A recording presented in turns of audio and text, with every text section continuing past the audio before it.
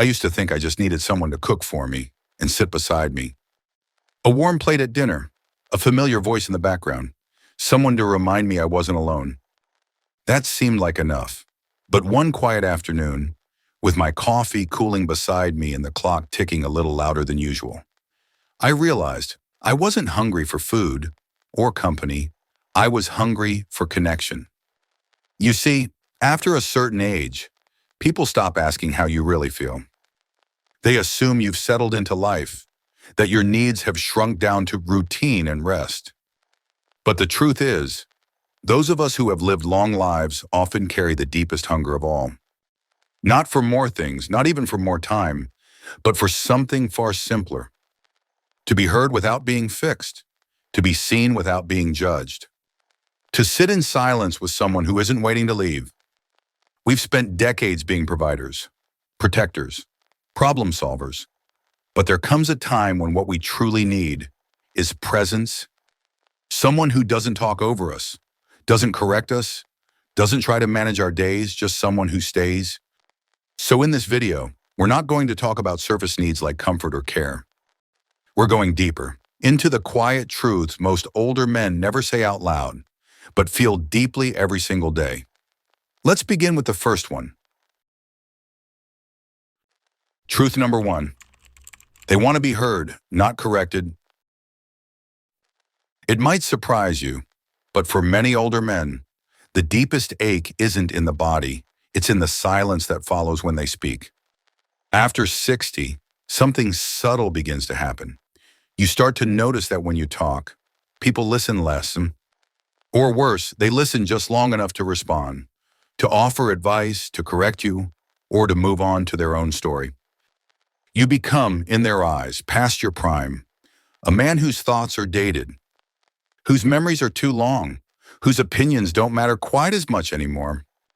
But here's the quiet truth. Older men don't need you to agree with them. They don't need applause, or even admiration. What they want, more than almost anything, is to be heard without interruption, without judgment, without someone reaching to fill the space as if silence were a flaw. There's a difference between listening and waiting to speak. And most older men know the difference right away. Tech Roy, a 72-year-old retired high school teacher, for decades, he shaped young minds, stood in front of classrooms filled with noise and energy. But now, most of his days are spent in quiet. His wife passed 5 years ago. His grown children are busy. Conversations, when they happen, are often short, functional, polite. One afternoon, his granddaughter came to visit. No screens. No rush, she simply asked. "Grandpa, what was your favorite thing about teaching?" Roy said later it was the first time in years someone asked him a question, and really waited for the answer. He spoke for nearly an hour. She didn't correct him. Didn't offer advice, she just listened. And that, he said, felt like being alive again.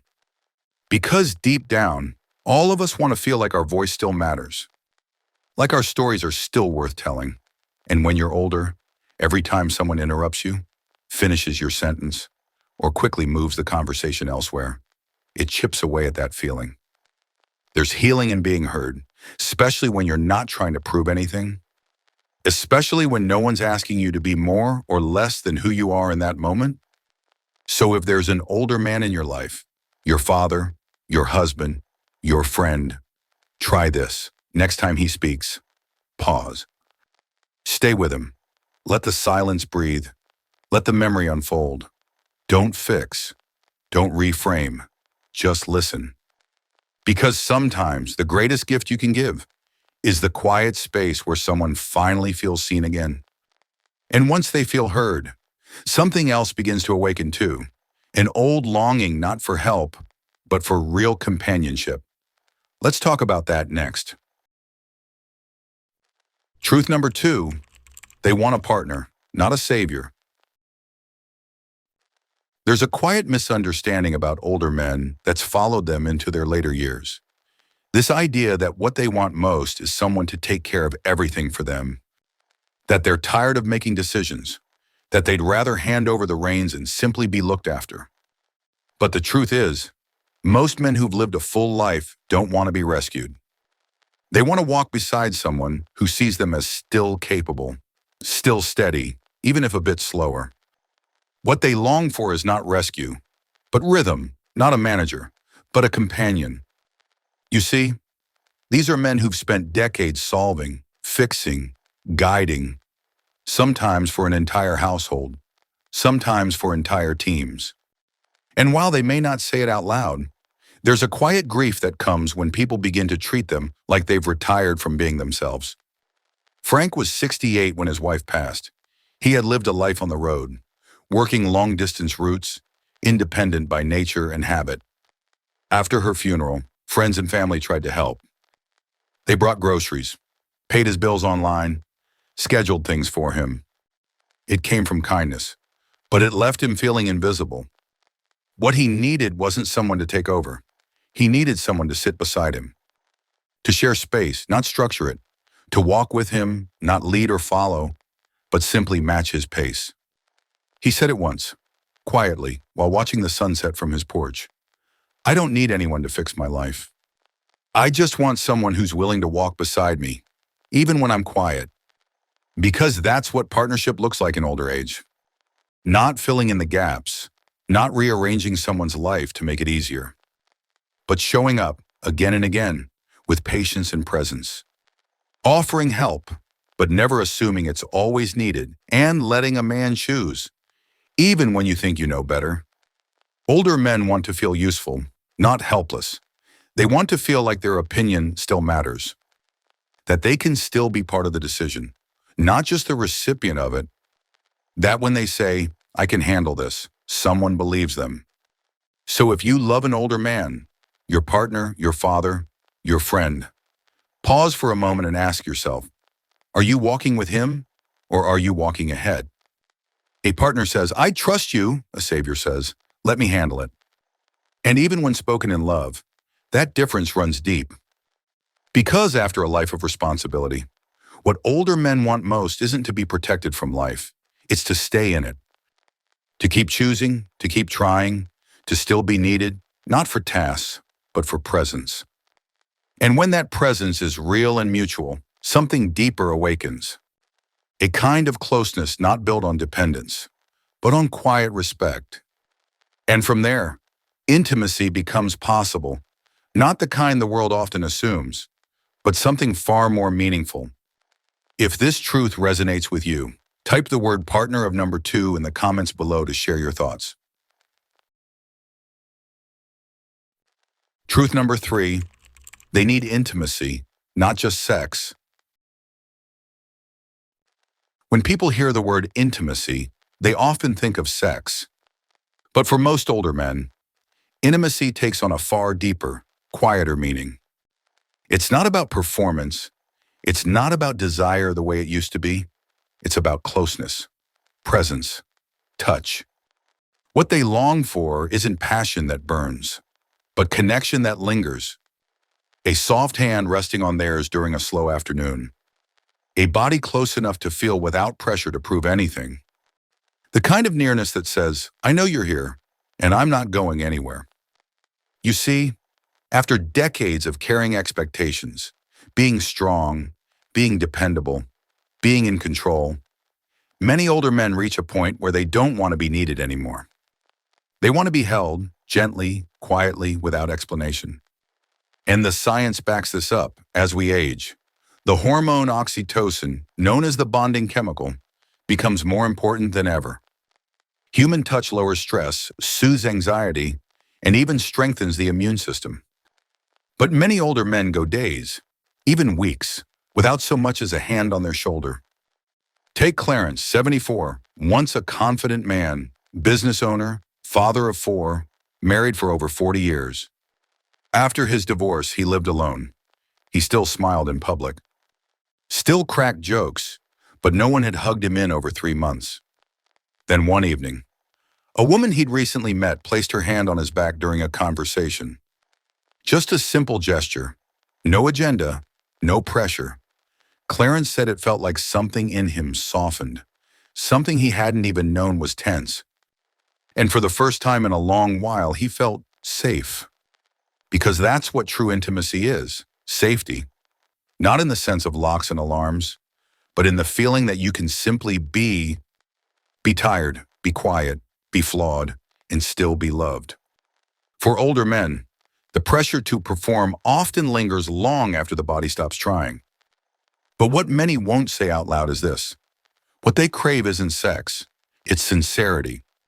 Someone lying beside them, not out of duty, but out of want.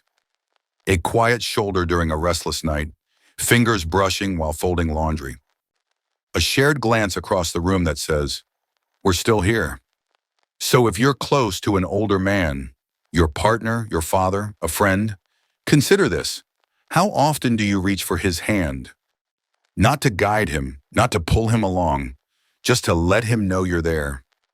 Because after everything they've carried, what older men need most is softness. Not seduction, but softness and the chance to receive without having to earn it. And once they feel that kind of closeness, it unlocks something even more sacred: the permission to be fully themselves, without the mask, without the pressure. Truth number 4, they want to be themselves, not who you want them to be. There comes a point in every man's life when he starts to feel invisible, not because no one sees him, but because everyone sees only the version they want him to be. The strong one, the dependable one, the man who doesn't complain, the man who doesn't cry. But inside, as the years go by, something quieter begins to rise. A desire not to impress, but to be accepted fully. Not just for the victories and the jokes, but for the fears, the regrets, the moments when he doesn't have the answers. You see, many older men live with a quiet pressure to keep proving their worth, even in retirement. To stay sharp, stay active, stay young enough to be admired or at least included. But what they really need is a place where they no longer have to perform.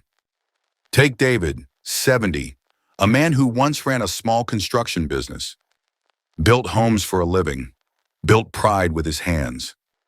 But after a health scare and a slowdown in work, he started dating again. And almost every time, he found himself pretending, laughing harder, talking faster, trying to seem like he still had it all together. Until one evening, he told a woman, "Some days I'm not okay." And she didn't flinch. She simply said, "Thank you for telling me." That moment, he said, felt more intimate than any kiss. Because in that space, he didn't have to be more than what he was. Many men carry old wounds, losses they never voiced, fears they never shared. And the older they get, the fewer places they feel safe enough to lay those things down. But here's the truth.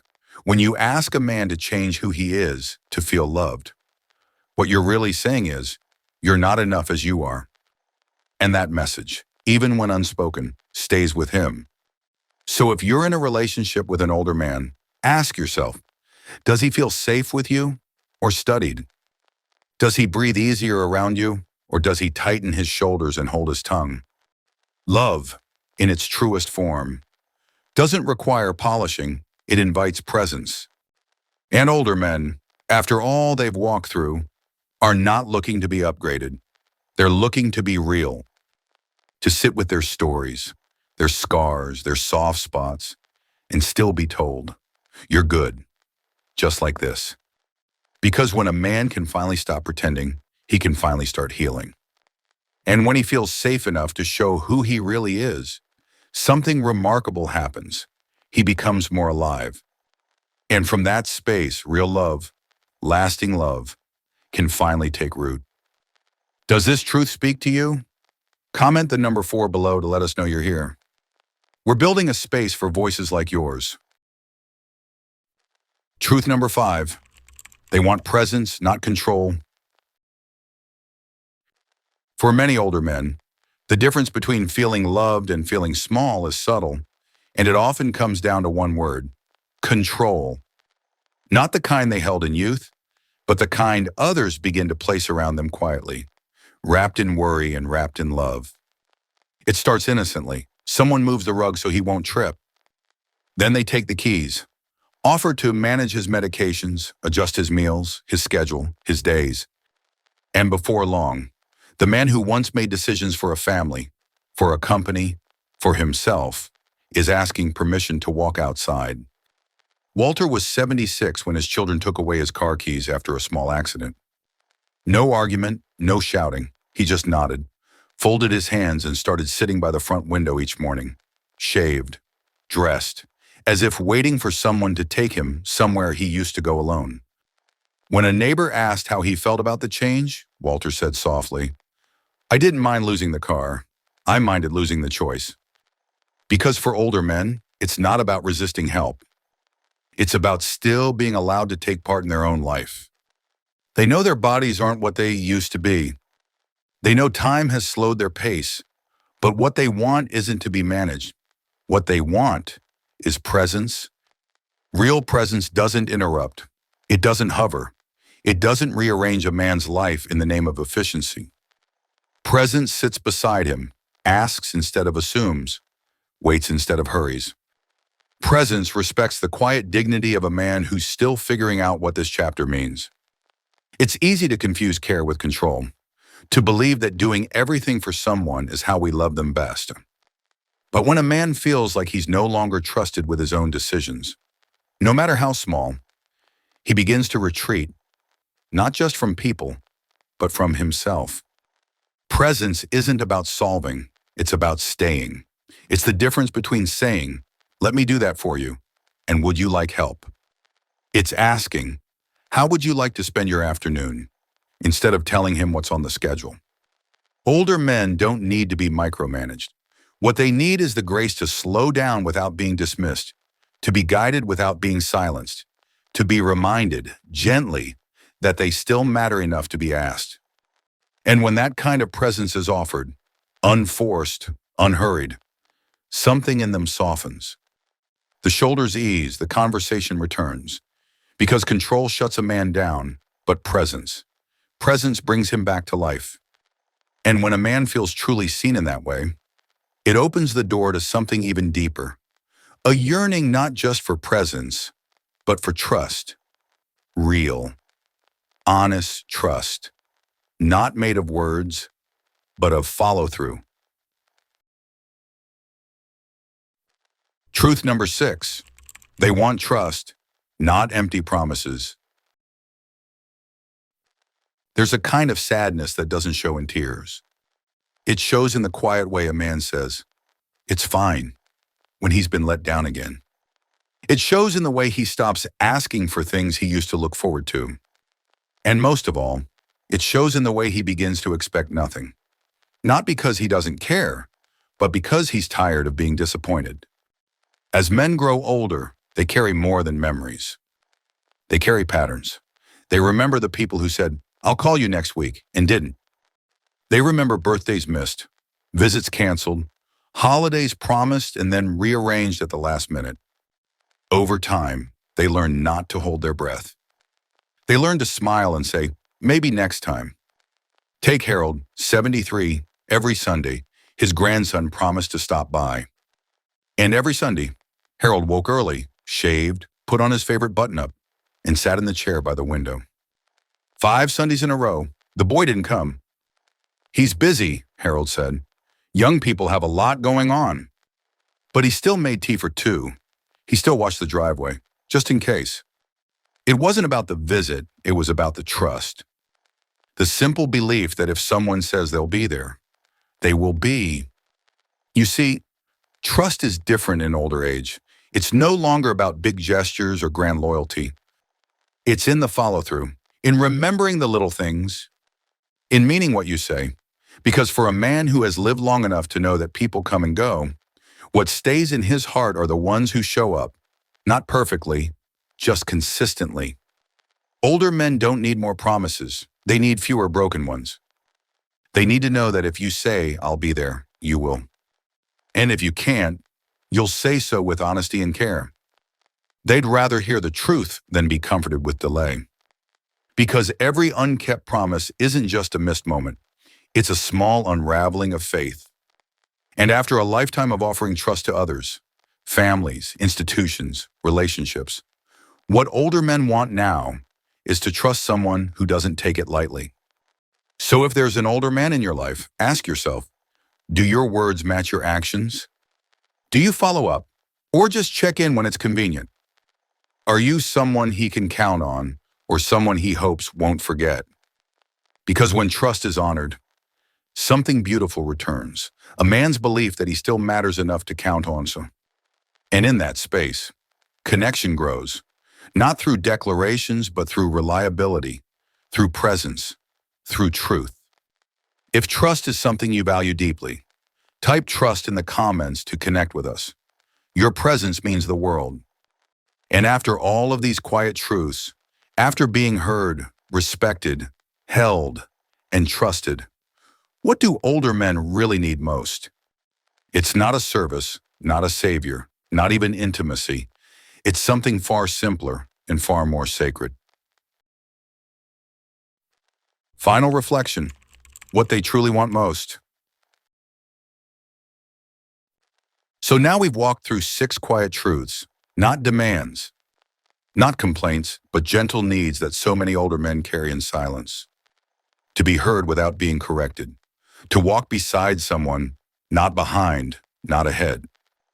To be held, not for what they can offer, but for who they still are. To rest in the safety of being real, without having to impress. To be accompanied, not controlled, and to trust, not in words, but in consistent presence. And if you listen closely, none of these are about power. None are about performance. They're about connection, stillness, respect. What older men truly want isn't someone to serve them, or fix them, or even admire them. They want someone who stays, who doesn't rush them through their memories, who doesn't manage their choices like tasks on a list.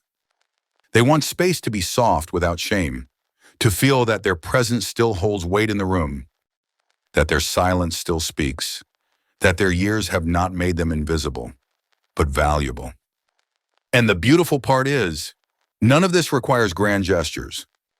It lives in the small things, in how you pause when they speak, in how you wait without filling the silence, in how you say, I'm here, and mean it. So tonight, before the day fades, take a moment to look at the older man in your life, whether that's your partner, your father, a friend, or even the face you see in the mirror. Ask gently, what would it mean to truly see him again?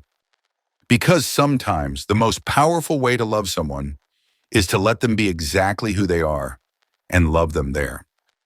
Your story, your words, might be exactly what another man needs to hear today. And if you found comfort or clarity here, we invite you to subscribe. We're building a space where older voices are not just respected, but deeply valued. Because it's never too late to be seen, to be heard, and to be known for who you truly are. Thank you for spending this time with us. We'll see you in the next video.